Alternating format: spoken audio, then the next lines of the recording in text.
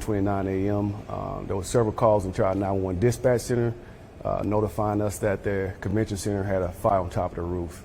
Units quickly arrived within 2 minutes. The first unit arrived on scene within 2 minutes. Second unit arrived 3 minutes.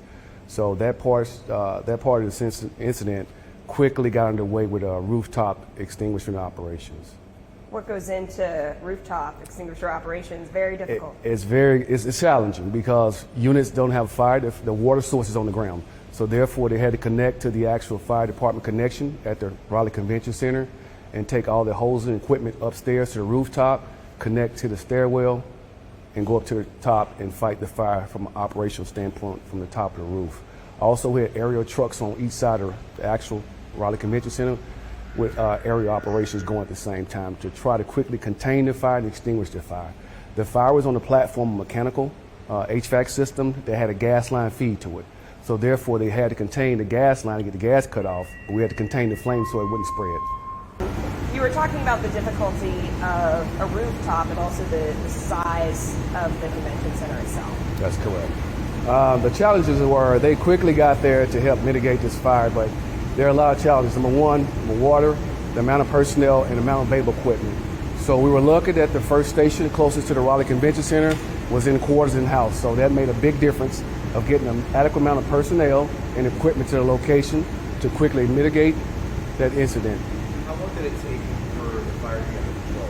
From the time of dispatch, you're looking at roughly 25 minutes, the fire was contained and extinguished. How many firefighters total responded to the station? Absolutely. This fire went to a third alarm. We had roughly 61 personnel on scene actually working that particular fire.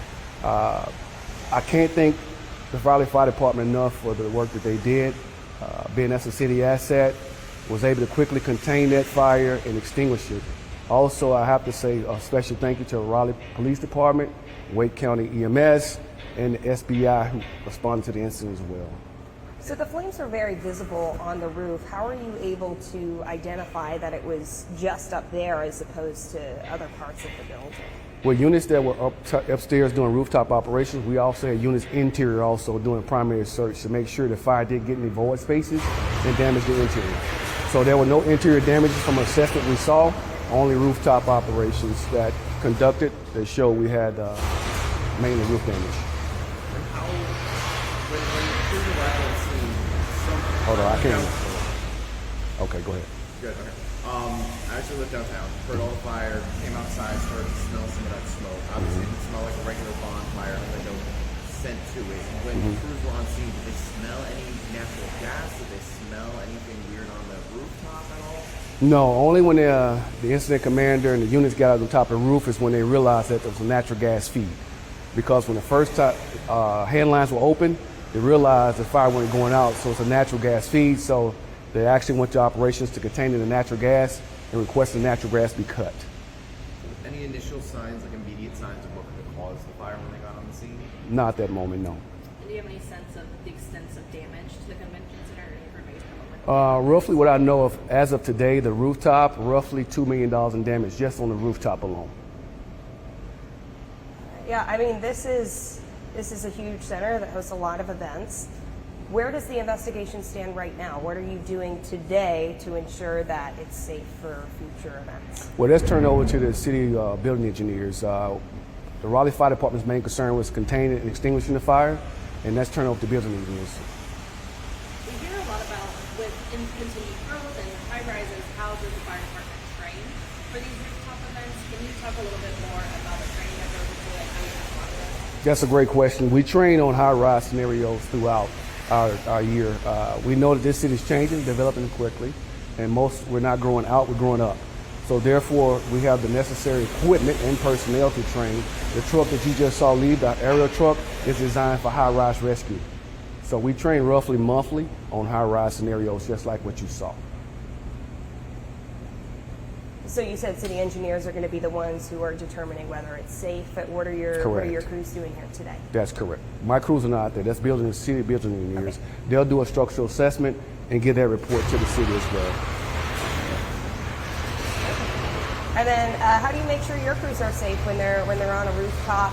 Sorry, I know that it's going down right now. You know, fighting a fire like this, you're on a roof.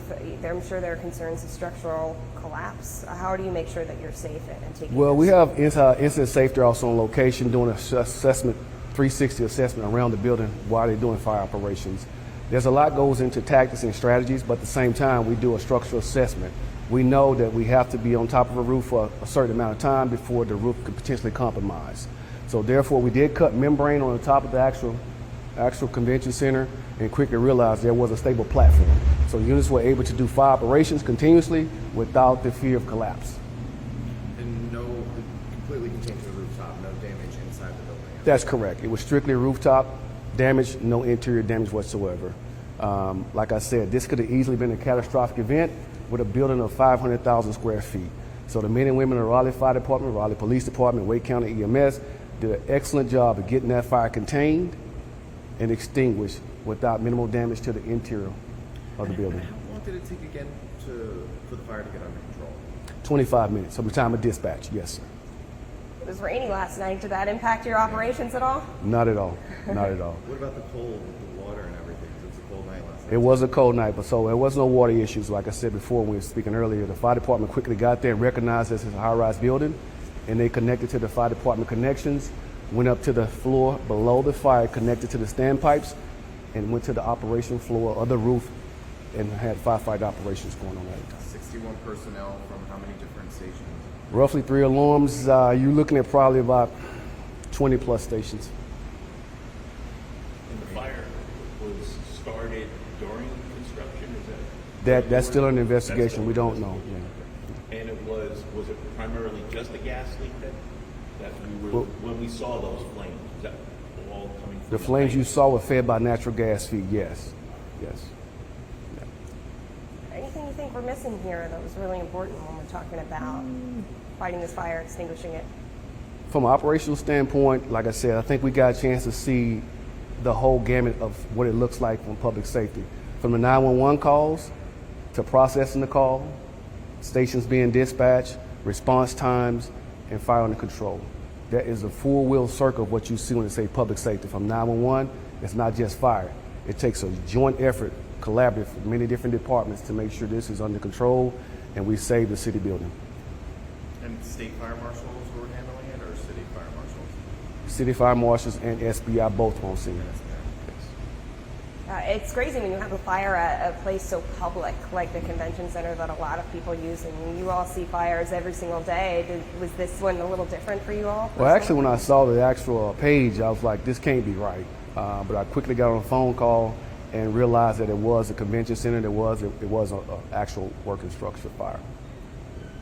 I guess this is seriousness. There was an event there earlier that evening, right? And I mean, when a building that has so many people in there, I mean, what's the seriousness of something like this? That's a great question, because if that building would have been occupied, we'd have fire operations going with evacuations.